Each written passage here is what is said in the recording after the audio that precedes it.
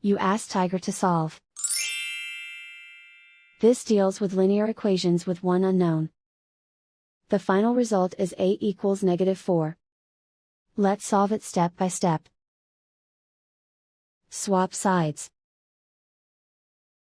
Isolate the a. Divide both sides by -24. Cancel out the negatives. Simplify the fraction. Move the negative sign from the denominator to the numerator. Find the greatest common factor of the numerator and denominator. Factor out and cancel the greatest common factor. And so the final result is a equals -4.